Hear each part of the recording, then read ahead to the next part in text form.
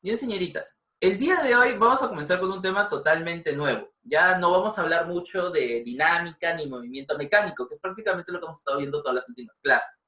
Esta vez vamos a hablar de carga electroestática o de carga eléctrica. Vamos a ver el primer tema de electroestática. Electroestática en realidad es una rama del electromagnetismo. Son ramas muy diferentes y como que una y la otra están unidas. Pero como es un tema muy complejo, se divide en electricidad y magnetismo. Está bien, no se preocupe. Entonces, en general, cuando vamos a hablar de electricidad, vamos a hablar de carga eléctrica, de fuerza eléctrica y de campo eléctrico. Muy bien, señoritas, ¿qué podemos ver en esta imagen que está aquí? En la imagen de mi inicio de mi... acá. ¿Cómo parece? ¿Rayos? Hay rayos. Son rayos, profesor. Son rayos y centellas. Energía. Es electricidad, profesor. Una pregunta, ¿estar cerca de ellos usted cree que sea muy seguro que digamos? No, realmente no. Creo que Pues no. eso es mucha fricción. Vi en la era de hielo que pasó eso. En la era de hielo 5. Ahora vamos a explicar por qué en la era del hielo pasaba eso. Que es cierto, pasa. Muy bien. No había visto exactamente a quién nos había hablado. Ya, listo, perfecto. Entonces, esta electricidad, que no es muy seguro de estar por ahí, en realidad se forma, como dice la señorita Montoya, por fricción. ¿En serio, profesor? Sí, ahorita voy a explicar por qué por fricción. Pero lo interesante aquí es entender que la electricidad es una rama aparte de la física. ¿Sí? Hemos entendido los movimientos en base a los estudios de Newton, de los estudios de Hamilton, de Lagrange y de Joule. Todo en función de energía, de movimiento y todo lo demás. Pero había una rama, aparte de la física, que no estaba estudiada dentro de ellos. Ellos son especialistas en su área, pero no podían explicar exactamente de dónde venía la electricidad. La electricidad la conocemos desde la época de Benjamin Franklin. Sí, Benjamin Franklin agarró un cometa, un pabilo mojado y una llave durante una tormenta eléctrica, que por supuesto no es el experimento más seguro del mundo. Ahí cayó un rayo y muy seguramente Franklin hubiera muerto. Buenamente Franklin era medio inteligente y lo pegó en un árbol y no en él, como salen muchas fotos. Haciendo que la carga eléctrica viaje hacia el árbol y el árbol se queme, pero él esté sano. Muy bien. Ya entendíamos qué era la electricidad, pero no entendíamos cómo funcionaba. Solo sabíamos que estaba ahí. Muy bien. Señoritas, cuando ustedes se golpean el codo con algo, ¿no sienten como que Una corriente. una pequeña corriente? Esta corriente Es nervio. es los nervios, es la corriente eléctrica generada por nuestro sistema nervioso. Así que si nuestro sistema nervioso es electricidad, pues es importante entender de dónde viene esta electricidad. Muy bien. Entonces, esto es lo de toda la vida. Llegan temprano, le pongo punto, explican lo que yo estoy hablando, me responden y yo les pongo punto. Aquellas que no, pues no hay punto. Muy bien. El tema de hoy es carga eléctrica. Nuestra competencia es delimitar una alternativa de solución tecnológica y estamos en el punto de que hay que hacer un laboratorio. Yo todavía no lo termino de hacer porque no me sale al 100% para que les salga facilito a ustedes. Me está costando. Y el propósito es comparar los conceptos de la carga eléctrica y la fuerza eléctrica con los efectos observados en nuestra vida diaria. Vamos a ver cómo esto lo podemos ver siempre, todos los días, y cómo podemos relacionarlo con nuestras fórmulas. Yo no entiendo por qué matemática tiene un propósito tan largo y el mío es bien chiquito y fácil de decir. Muy bien. Pero antes de comenzar, como toda la vida, pues la física está en todas partes. En cada momento y cada situación de nuestra vida hay física de por medio, aunque no queramos admitirlo. Y para esto, pues, tenemos que primero preguntarnos, ¿qué vemos en la siguiente imagen? Bueno, en la siguiente animación. Una niñita que le están frotando. Que se le pega su cabello al globo. Se le pega el cabello al globo, profesor. Esto, soba. Y el cabello se pega a los globos, profesor. Muy bien. A ver, esto hablaron... La fricción. Caballos. Hay fricción entre el globo y el cabello.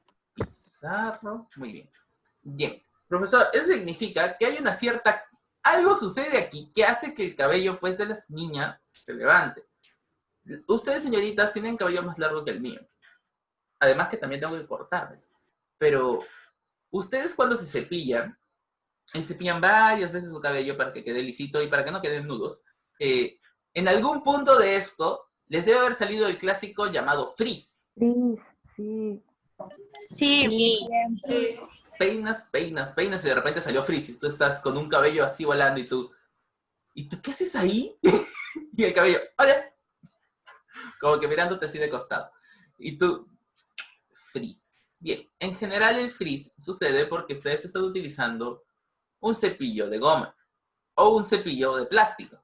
Cuando utilizan cepillos de plástico, con cerdas de plástico, cerdas de goma, el 99% de los casos, estas cerdas funcionan como el globo, haciendo que genere carga eléctrica y por eso tu cabello pues se levanta. El frizz no es otra cosa más que el efecto de la carga eléctrica. Si no quieren tener frizz, pues tienen que utilizar un objeto que no genere carga eléctrica. Y uno de los tantos objetos que no genera la carga eléctrica es la madera. Si utilizan cepillos de madera, no les va a salir frizz.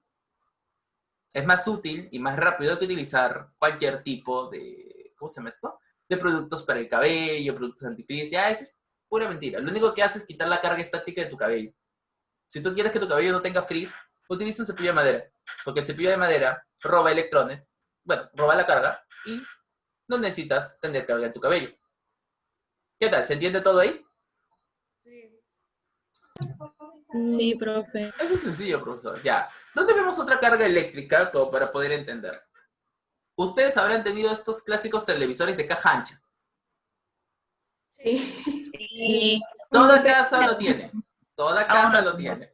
Cuando pegas la mano sientes como cositas, no sé. Cuando pegas la mano sientes como pelitos, sientes como cositas. Es más, Como pelitos. ¿No? tú enciendes la tele y suena bzzz, ¿sí o no? Suena Sí. bzzz. Sí. A veces. Muy bien. Les propongo algo. Esto podría ayudarles bastante a entenderlo. Si tienen papel platino en su casa, este papel platino, o tienen el clásico papel metalizado de un lado, enciendan la tele y luego pongan el papel platino cerca de esto. Van a ver muy cerquita de él como que se forman... corriente? Van a ver rayitos.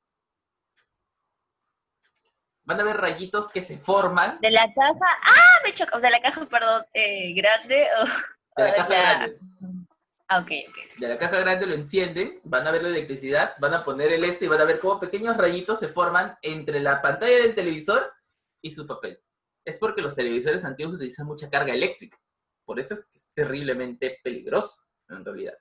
Pero estos televisores nos explicaban una cosa. La corriente eléctrica salta por el aire. Miren, vean esto que está aquí. Una pregunta. ¿Este fluorescente se está encendiendo de la nada?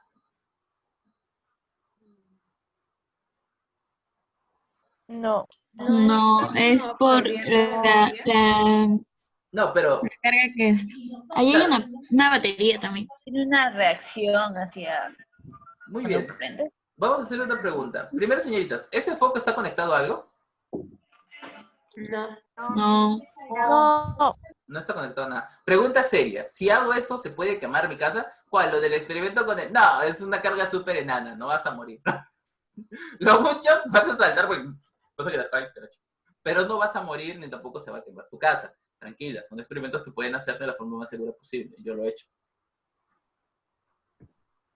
No, y no había fuego. Tranquilas.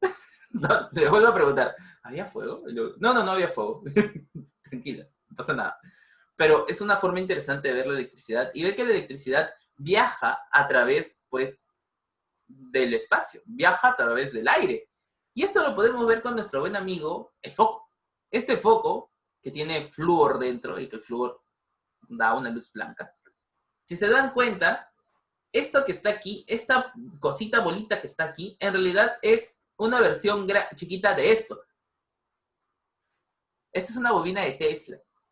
Tesla creó este tipo de bobinas para poder generar energía eléctrica gratis. Miren, voy a hacer un resumen de Tesla en menos de 2 minutos. Tesla era un hombre que le gustaba la electricidad, un hombre muy inteligente y un hombre muy capaz para hacer experimentos. Tesla mejoró los motores eléctricos de muchos barcos, creó nuevos tipos de motores.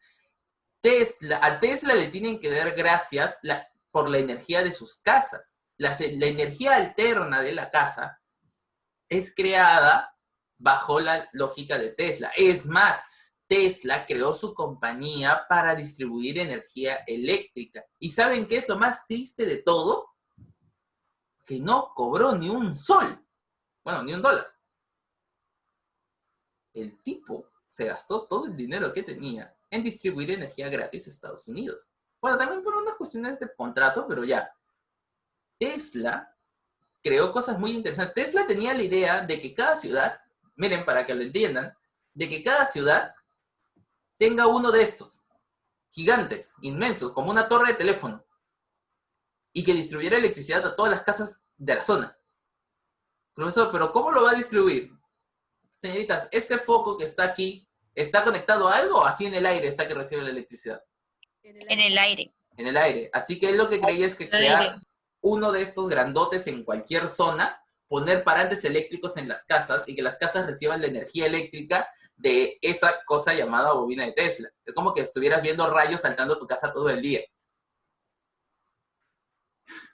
Miren, ya ahorita en nuestra época, la idea de Tesla está un poco quemada. Y como que la vemos, no, imagínate que caiga mal el rayo.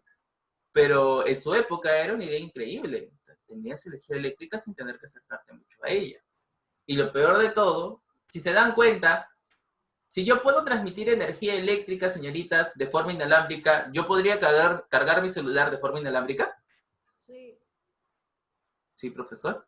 Sí, Señoritas, Sí, claro. Tesla fue el primero en suponer que podíamos crear energía, transmitir energía a través del aire.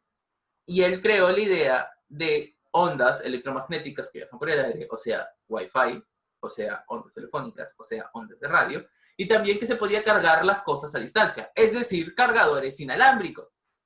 Tesla era un genio muy adelantado a su época y murió solo, pobre, en un pequeño departamento con 2 palomas. Lamentablemente es el final de muchos de ellos. Terminan solos, pobres y con animales. ¿Qué podemos hacer? Pero bueno, la idea de Tesla, o sea, la idea de poner el experimento de Tesla, es hacerles entender que la carga eléctrica es algo que lo van a encontrar en todas partes. Que va a suceder como a la niña con su globo, o que va a suceder como él con su foquito. La carga eléctrica es algo intrínseco de la naturaleza. ¿Y saben por qué es intrínseco de la naturaleza? Antes de... Es intrínseco. La palabra intrínseco no la conozco, profe. Que es propio de la naturaleza, que es algo ligado a la naturaleza de algo y tú no lo puedes separar. Porque, señoritas, ¿de qué está compuesto un átomo?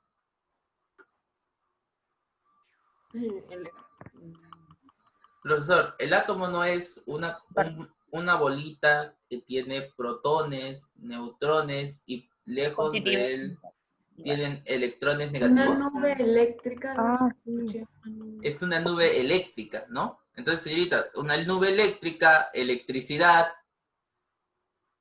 Si todos los átomos del universo tienen carga eléctrica, entonces, ¿todos los objetos del universo qué tienen? Carga eléctrica. Eléctrico. La electricidad es una propiedad misma de la materia, es algo que no lo puedes separar. Por eso les decía, es algo intrínseco. No se nos enseña muy bien esta parte, porque creen que es algo lógico, pero siempre es bueno recalcarlo. Muy bien. Pero antes de avanzar, yo necesito que ustedes aprendan algo, y se llama notación matemática. Ya no podemos trabajar con divisiones normales. Señoritas, yo les pregunto, ¿qué es más sencillo de escribir? ¿El número de mi izquierda o el número de mi derecha? Ahí va la pregunta. Ya hiciste la comparación. Ya, es más sencillo el de mi derecha, profesor. ¿Por qué, señoritas, es más sencillo escribir el de la derecha que el de la izquierda? porque el de la derecha es un número entero y en cambio la de la izquierda es un número decimal. Muy bien. Para nosotros, ¿quién respondió? ¿Quién respondió? Carlos. Galdós. Gracias, señorita Galdós. Muy bien. Y es cierto que nosotros, profesor, podemos expresar las fracciones de diferentes formas. Pero en la derecha es más sencillo porque no tengo comas decimales. En la izquierda sí. Muy bien. Nosotros tenemos 2 tipos de formas de escribir una fracción. La primera de ellas, la más conocida y la que le ha quitado protagonismo a todo, es la coma decimal. Es la clásica, la que tenemos el 0,0000, etc. Y luego tenemos la notación científica. Miren, vuelvo a hacer mi chiste de los franceses, porque los franceses son franceses. Los franceses les dijeron que habían cosas pequeñas con más de 10 dígitos de coma decimal y dijeron, ¡Sacabru! ¿Cómo vamos a escribir eso? ¿Es cierto? ¿Cómo vamos a escribir un número tan grande? Para este caso, los franceses dijeron, no. Debe haber una forma más sencilla de escribir todo esto, porque acá nos vamos a matar la vida escribiendo números. Y alguien les dijo, oigan, pero ¿se acuerdan que está el concepto de división con potencias? Y todos, ¿así? Claro. Oye, ustedes son los que quisieron hacer que el día tuviera 10 horas, que cada hora valiera 100 minutos y cada minuto valiera 100 segundos. Y todos, así pues, ¿no? Claro. Y ellos, eso no tiene ningún sentido. Pues no tenía ningún sentido en el momento que lo propusieron y ahorita tampoco. Y ellos, bueno, eso sí. Pero quisieron utilizar el 10. Y el 10 es útil porque es fácil de dividir, fácil de multiplicar y fácil de obtener potencias. Es el número más sencillo de todos. Entonces los franceses dijeron, bueno, pues en vez de trabajar con una coma decimal, que es algo difícil, que es pequeño y que a veces podemos confundirnos por la cantidad de ceros, vamos a empezar a trabajar con una notación utilizando las potencias de 10. Muy bien. ¿A qué me refiero yo con las potencias de 10? Señoritas, si yo tengo 3 sobre 10, ¿cuánto vale esto? 0,3. ¿Por qué es más sencillo escribir 0,3, profesor? Porque el 10, pues mueve una coma decimal. Pero esto es lo mismo que escribir 3 por 10 a la menos 1. Porque toda división puede pasar a multiplicar cambiando el valor del signo.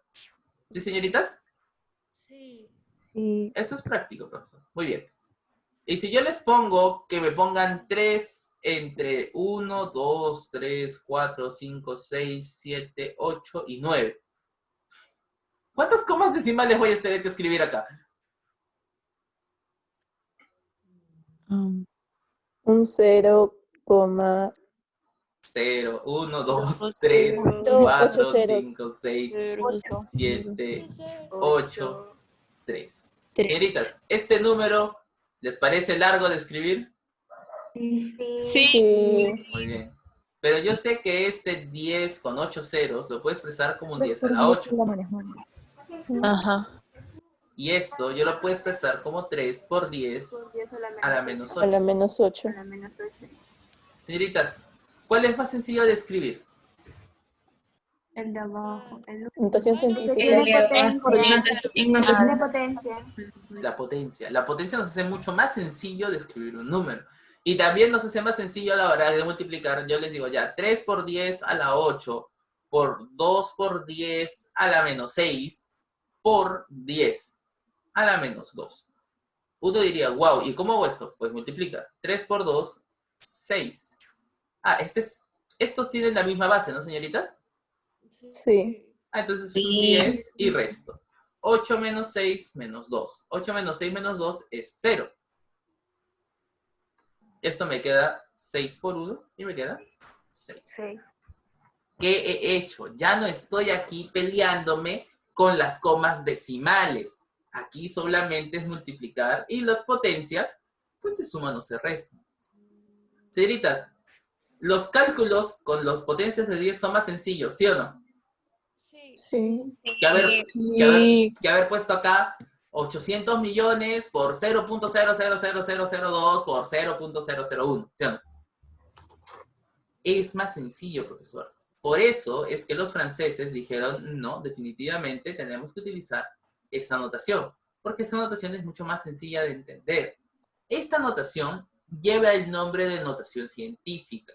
Usualmente nos lo usamos nosotros, los físicos, o los químicos, o los matemáticos, para referirnos a cosas muy pequeñas o muy grandes que nos cueste, pues, definitivamente escribir. Por ejemplo, solo para darles un par de ejemplos antes de terminar, porque en realidad creo que solamente podemos avanzar esto. ¿Cuánto es el tamaño de un átomo? Pregunto. ¿Qué? El tamaño de un átomo. Escuché de un gato. Un gato. ¿Qué? Escuché un árbol. ¿Cuánto es el tamaño de un átomo, señoritas? Chiquito. ¿Es más chiquito que lo que acabo de dibujar con mi lápiz? ¿Que este puntito que está aquí? Sí, profesor, Sí. porque un átomo es algo que no lo puedo ver. La distancia de un átomo, el aproximado de un átomo, es de 1 por 10 a la menos 10 metros. 10 a la menos 10 metros, señoritas. ¿Cuántas comas decimales tengo ahí? ¿O cuántos números después de la coma decimal? 9. 9. 9. Esto es 0,0000000000001. Es infinitamente chiquito, profesor. Por ende, para escribir este número, la forma más sencilla es escribir 10 a la menos 10. Y hay una forma más sencilla. Nosotros le dimos a este 10 a la menos 10 un valor llamado Armstrong. De Neil Armstrong, el primer hombre de la luna, se le dio su apellido. El Armstrong es aproximadamente la distancia, el tamaño de un átomo. Profesor, usted me está diciendo que es algo infinitamente pequeño. Es algo infinitamente pequeño. Muy bien. Uno pensaría que ya, profesor, pero no puede haber otro ejemplo en el cual trabajemos con algo tan pequeño. Ya, la constante de Planck, que nos dice cuánta energía tiene un paquete de luz. Lo vamos a ver en luz, no se preocupe. Esta cantidad de energía, este valor, está alrededor del 6,623 por 10 a la menos 23 joules de energía por fotón, creo que es por número. Bueno, ya pongámosle solamente joules, porque es energía. Señoritas, pregunta, ¿cuántas comas decimales tiene esto? 22. 22 comas decimales. ¿A mí me conviene escribir 22 comas decimales? No. No. No. Es 0.0000000000000. Confuso. Son inmensos, es una gran cantidad. Entonces, pues los físicos decimos, no, ¿saben qué? Vamos a escribir con esto y se acabó, no vamos a complicarnos la vida. Profe, Dígame. disculpe, ¿podría volver a explicar? Lo que pasa es que mi internet está muy malo y me para sacando de la clase. Ah, ya. Lo que estamos hablando son de las notaciones científicas, que son formas de escribir un número decimal en números más sencillos de trabajar. Porque si nosotros trabajamos comas decimales, por ejemplo, aquí hay 9 comas decimales, 9 ceros después de la coma decimal. Es muy difícil de escribir y realmente hasta operarlo sería complicado. Por ende, nosotros trabajamos bajo esta notación, que es darle potencias de 10 a un número. Por ejemplo, 1 por 10 a la menos 9 equivale a este número que tiene 9 ceros después de la coma decimal, y lo llamamos un Armstrong. Son formas de expresarlo. Y si creemos que son números pequeños, nosotros trabajamos en el número de Planck, que es el número de energía que tiene cada fotón de luz, y lo ponemos como 6,623 por 10 a la menos 23 joules de energía por cada fotón. ¿Se dan cuenta? Son valores muy pequeños, porque si yo tuviera que escribir esto, tendría que escribir 22 ceros, y no hay forma de que yo escriba 22 ceros. ¿O sí, señoritas? No, no hay forma. No hay forma. Pero ya, profesor, ya, estamos hablando de cosas chiquitas. Pero no me está diciendo que también hay números muy grandes. No, ya. Profesor, entonces, si usted me está diciendo que hay números muy pequeños, pero no me está diciendo también que hay números muy grandes, claro. Por ejemplo, la velocidad de la luz. La velocidad que se mueve la luz es 3 por 10 a la 8 metros por segundo. Aproximadamente 300.000 millones de metros en un segundo. Sí que viaja rápido la luz, ¿no, señoritas? Sí. Sí, profe. Bien. Uno pensaría, ya, profesor, pero tampoco son tantos ceros, son 3 y 8 ceros. O sea, C es igual a 3 y 1, 2, 3, 4, 5, 6, 7, 8. También la distancia de los planetas también porque son en varios miles de kilómetros. Podrías ponerlo en otro valor. Puedes poner megametros. No hay problema. Pero, profesor, ya. Pero este no es un número tan grande de escribir. O sea, está todavía dentro de lo normal. Son 8 ceros. No me demoraría mucho. Muy bien. La energía, según Einstein, era... según Einstein, es la masa de un cuerpo multiplicado por la velocidad de la luz al cuadrado. Señoritas, 3 por 10 a las 8 al cuadrado, sea al cuadrado, es 9 por 10 a la 19. Señoritas, 9 por 10 a la 19, ¿cuántos ceros ya estamos hablando? 18. 8 ceros. 19 ceros. 19 ceros. 19 ceros. 19, 19. Está negativo. 18 ceros de Ah, es que está positivo. Ajá, es positivo. Cuando es positivo, contamos, este número nos va a dar el número de ceros. Cuando es negativo, son los números después de la coma decimal. Profesor, son 19 ceros. A ver, escriban 19 ceros. Mucho. No Por llegué. En este punto, la notación científica nos hace la vida. Y hay algo peor. En serio, profesor, hay algo peor. Están los moles.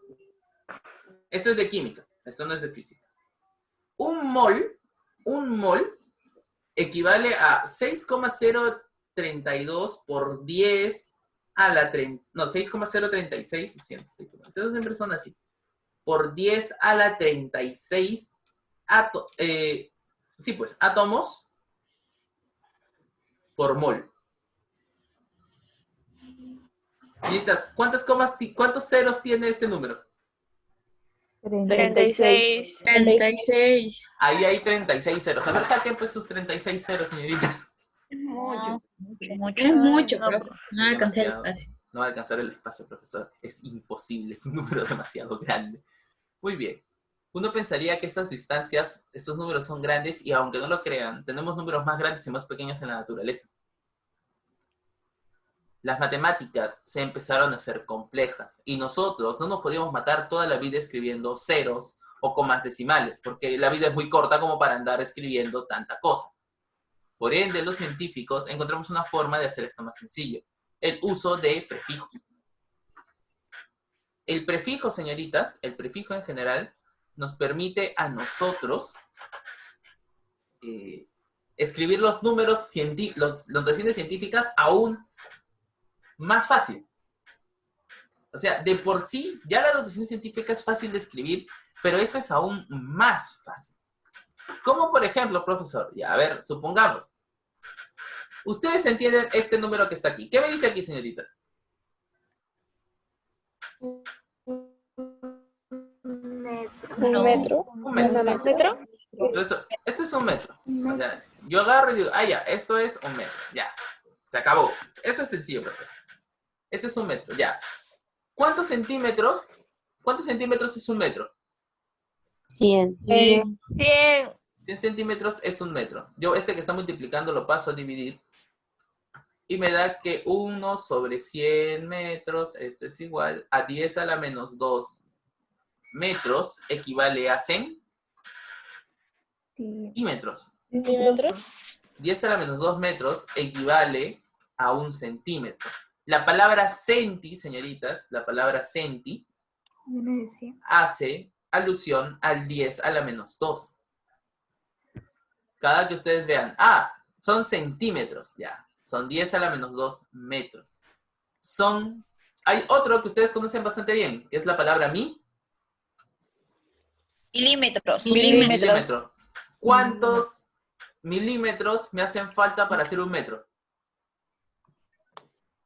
1000. Tiene su nombre, 1000. Mil. Pero para Milímetros. nosotros, un milímetro es 10 a la menos 3 metros. 10 a la menos 3 metros, que sería 0,001 metro, equivale a un milímetro. Profesor, ya, a ver, me está diciendo que la palabra centi viene de 10 a la menos 2 y mili de 10 a la menos 3. Y están representados por C y por M. ¿Qué otra cosa han visto que diga mili, señoritas?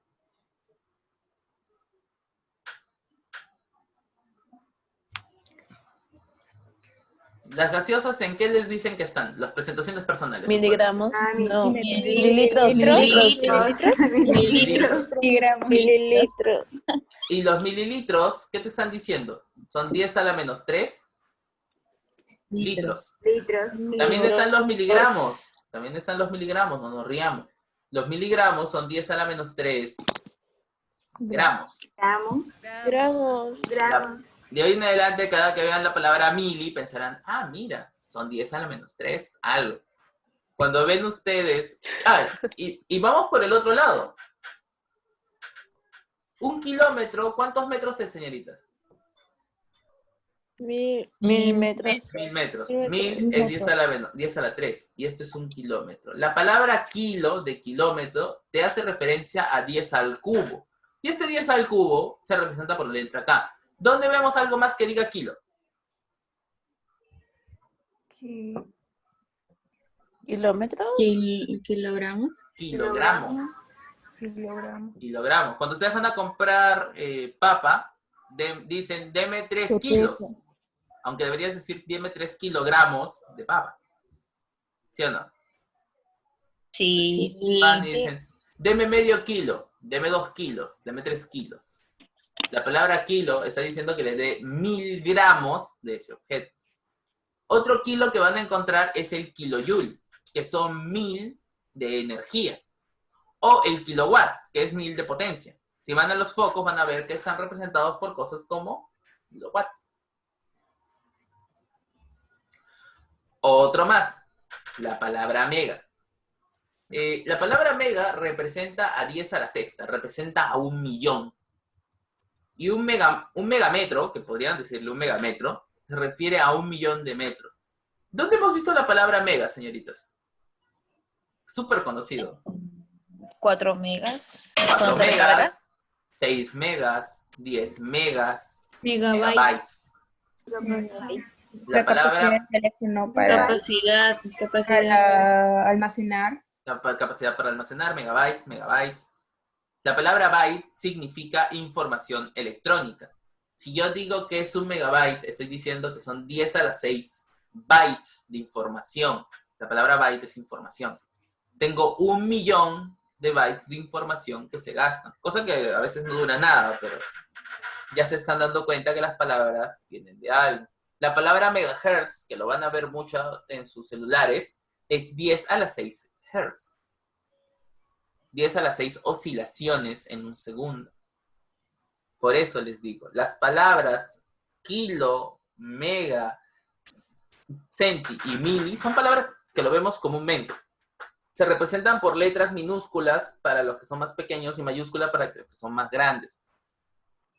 Pero ahora vienen dos que no vemos usualmente. Son dos que normalmente no las trabajamos. La palabra micro y la palabra nano.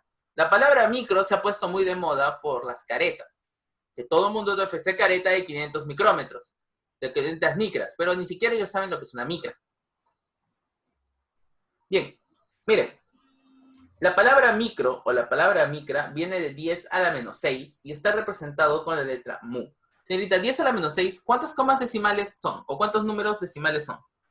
5. Son 5, profesor. Como son 5, miren, mi cabello, un cabello humano, que es algo muy delgado, debe estar alrededor de los 0.3 milímetros, que es 10 a la menos 4. 10 a la menos 6, que es algo micro, ¿ustedes creen que van a poder verlo? No. No. Ni siquiera que te digan 500 micras. No. 500 micras es más delgado que mi cabello. Cuando les dicen, esto es de 500 micras, puro flor. No saben ni lo que están hablando. Son tonterías. Y la palabra micro, hay una cosa que sí hemos escuchado con la palabra micro, pero de seguramente no la van a relacionar hasta que las digan. A ver, busquen algo donde hayan visto micro, menos en el micro del carro. Microchip. Micro SD. Micro SD, microchip, pero en realidad utilizan los micro para decir que son cosas chiquitas. Y también porque la tecnología es chiquita en ellos y utiliza tecnología de 10 a la menos 6 de distancia. Pero, ¡el microbio! Ay, yo lo dije antes, no vale. La palabra microbio... Bien, cierto, es que si no creí que alguien le iba a atinar. La palabra microbio viene de micro y de bio. Viene de algo muy pequeño que tiene vida. El microbio, señoritas, está en el orden de 10 a la menos 6 metros. Es algo totalmente pequeño. Por eso solo lo podemos ver con nuestros con nuestro buen microscopio. Porque en realidad la palabra microscopio significa ver algo en un orden de 10 a la menos 6 para poder ver los microbios, cosas pequeñas de alrededor de 10 a la menos 6 metros. Las palabras, todas las palabras tienen un significado, solamente que no las entendemos hasta que nos lo explican de esta forma. Muy bien. Y ahora viene uno que ya, este sí es imposible. Esta es la palabra nano. Solo he escuchado 3 palabras con nano que podrían tal vez haberlo escuchado en su vida. Nanotecnología, Nanorobots. nanorobots y bueno, el nanómetro es el 10 a la menos 9 metros, expresado como nm, nanómetros. Pero la palabra nanómetro, el nm, el nanómetro, es algo muy pequeño. Recuerden que la distancia entre átomos es de 10 a la menos 10. 10 átomos juntitos hace un nanómetro. Señoritas, cuando vemos tecnologías en base a la nanotecnología, ¿de qué tamaño estamos hablando? Muy pequeño. Muy pequeño. Las cosas, por supuesto, de la nanotecnología no están en el orden del nano, están en el orden del micro. Pero le decimos nanotecnología porque los chips integrados, las resistencias y todo lo demás que formaría un armazón de ese tipo está en el orden del nano. Es algo muy pequeño. Nanotecnología es algo demasiado pequeño. Pero no es que exactamente esté en función de este número, ¿sí? Pero igual ¿Por qué no le dices microtecnología? Porque suena mejor nanotecnología. Le decimos nanotecnología o nanofísica, por ejemplo, en nuestro caso, cuando hacemos cálculos o estudios de este orden. Y sí hay, muy pocos, pero es que hay. Por ejemplo, los procesadores de las computadoras, o bueno, los nuevos procesadores, están en la tecnología de 7 nanómetros. Cada chip, cada pequeño circuito, cada porción de circuito, mide 7 nanómetros. Cuando ustedes piensan que la tecnología humana es algo pequeño, es algo que todavía no hemos crecido tanto, imagínense que estamos haciendo cosas de un orden de 8 comas decimales. Estamos haciendo algo muy pequeño. Y aún así, 100% funcional que nos permite calcular y vivir nuestra vida de forma feliz. Por eso siempre les voy a enfatizar las palabras de los términos científicos están relacionados a algo. No es que vengan de la nada. Ahora, cada que ustedes les digan mili, centi, kilo, mega, ya saben a lo que se refiere. Y micro y nano, también. ¿Por qué me he puesto tan enfático con el micro y el nano? Porque cuando vamos a hablar de cargas eléctricas, vamos a hablar de cargas en el orden de los microcoulombs y de los nanocoulombs. Vamos a hablar de cosas muy pequeñas, de cargas muy pequeñas, pero a la vez muy importantes. Muy bien. Hasta aquí, señoritas. ¿Dudas, preguntas? ¿Todo bien? Todo bien, profe. Sí, todo bien. Todo bien, profe. Muy bien. Ay, Dios. Bien. Ahora, el siguiente punto es hablar un poco de electricidad estática y cómo esta electricidad, pues, influye en nuestras vidas. Yo voy a ser un poco rápido con esto porque la próxima clase igual lo voy a demostrar, lo voy a hablar, pero quiero que vean lo siguiente. Tengo mi trapo, ¿ya? Tengo mi cantimplora. De este lado mejor.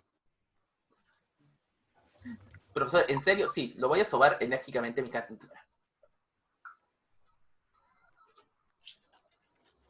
Este es un papelito. No, todavía no. ¿Lo ven? Sí.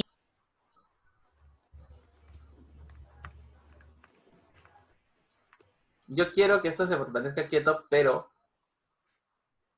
¿qué es lo que sucede, señoritas? ¿Qué es lo que acaba de pasar? Se atrae por la energía que Yo, el tomatodo. yo el tomatodo lo he sobado tantas veces que he empezado a generar carga eléctrica. Yo le he hecho generar carga eléctrica al sobarlo. Ahorita voy a explicar por qué. Pero yo al generar carga eléctrica y poner, por ejemplo, este papelito, el papelito se ve... a ver, un poquito más desde acá. O desde este lado, a ver. Ahí está, sí. Me faltaba... ¿ven? Se ve fuertemente atraído por la cantimplora. Señoritas, estamos hablando de simplemente una cantimplora que le he sobado. El tema es, ¿de dónde viene la electricidad entonces? Porque, al igual que el experimento del globo, yo froto el globo con un plástico, con una tela, algo, y este suele ganar carga eléctrica. Cuando tú traes... ¿Fricción? Ajá, al hacer fricción. Pero no solo al hacer fricción, sino que las cosas, en general la naturaleza tiene una carga. Ya hemos visto, todo está compuesto de átomos y los átomos tienen electrones. estos electrones, por ejemplo, aquí yo tengo mi telita, y mi telita tiene sus electrones bien tranquilos, diciendo, ah, ya, estos son mis electrones, nadie me los toca, todo real. Pero luego tú agarras y vas y sobas esta tela sobre sobre un globo, o en mi caso mi tomatodo. Lo que sucede es que las cargas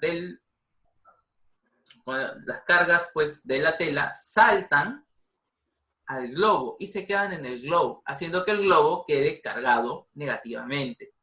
Esto es lo que quiero que entiendan. Toda carga que nosotros estemos generando, que se escribe por la letra Q, depende de estos electrones. ¿Sí, señoritas?